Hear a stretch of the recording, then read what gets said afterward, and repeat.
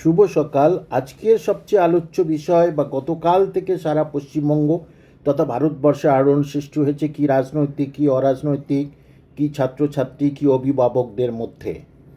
ওবিসিতে সংখ্যালঘুরা বেশি উপকৃত হচ্ছে না ওবিসিতে হিন্দুরা বেশি উপকৃত হচ্ছে? দেখুন, একজন শিক্ষক হিসাবে হিন্দু মুসলিম কোনো দিন বাছবিচার আমি করিনি, কিন্তু এই কথাটা আমাকে বলতে হচ্ছে। এখন কারা বেশি উপকৃত? দেখুন, উপকৃত যদি বলা যায় যে আমি 1999 থেকে এই 2024 পর্যন্ত যদি হিসেব করি, এখন দেখা যাচ্ছে 2010 পর্যন্ত কোনো ওবিসি ফবিসি সব ছিলই না, মানে মুসলিমরা ওর ভিতরে প্রবেশ করেনি, কিছুজন ছিল। তাহলে হিন্দুরা যেমন স্কুল সার্ভিস কমিশন পরীক্ষা দিত, মুসলিমরাও পরীক্ষা দিত 1998 থেকে।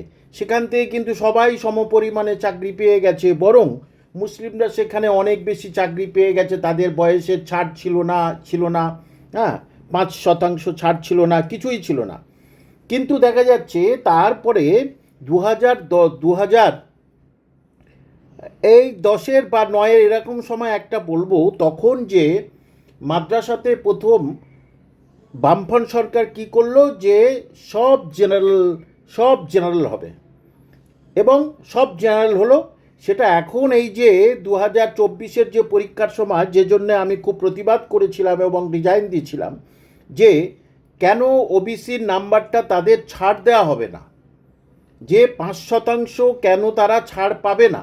তাহলে মাদ্রাসায় প্রধানত সংখ্যালঘু ছেলেমেয়েরা বেশি বসে, কিন্তু তাহলে যদি তারা ওবিসি হয়েও যদি তারা মাদ্রাসা অনেক সংখ্যালঘু মহিলাদের নিরাপদ জায়গা বলে আমি মনে করি, কিন্তু সেখানে যদি তারা 5% ছাড় না পায়, কি বয়স কি নাম্বারে, তাহলে সংখ্যালঘুরা কি করে উপকৃত হলো আমি তো বুঝতে পারছি না। সারা ভারতবর্ষে পশ্চিমবঙ্গে সবাই বলছে এখানে 118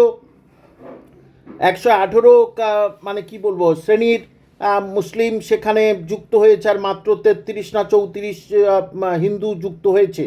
কিন্তু এখানে সংখ্যালঘুদের তো কোনো কিছু উপকারই হচ্ছে না, তারা বয়সে ছাড়ই পাচ্ছে না মাদ্রাসাতে। বরঞ্চ সারা পশ্চিমবঙ্গের ক্ষেত্রে একই আছে। আগে তারা জেনারেলে দিত, হিন্দু ভাই বোন মুসলিম ভাই বোন তারা সব জেনারেলে পরীক্ষা দিত, এবং ওবিসির সংখ্যা খুব কম ছিল। জেনারেলের তখন শূন্যপদ বেশি হতো, তখন তো কোনো অসুবিধা হতো না। বরঞ্চ এখন ওবিসি এ আর ওবিসি বি করে এর শূন্যপদ অনেক কমে গেছে, তার ফলে প্রতিদ্বন্দ্বী আরও বেড়ে গেছে। তার আগেই যখন জেনারেল ছিল বরঞ্চ অনেক ভালো ছিল। সুতরাং এখানে বলবো মাদ্রাসার ক্ষেত্রে সংখ্যালঘু যারা পিছিয়ে পড়া সংখ্যালঘু মুসলিম যারা মাদ্রাসা থেকে চাকরি করতে বেশি পছন্দ করে, তাদের ক্ষেত্রে কিন্তু পুরোপুরি অবিচার করা হলো। সুতরাং মমতা ব্যানার্জি মুখ্যমন্ত্রী যেটা বলছে মুসলমানদের জন্য বেশি করছে, একেবারেই ভুল তথ্য।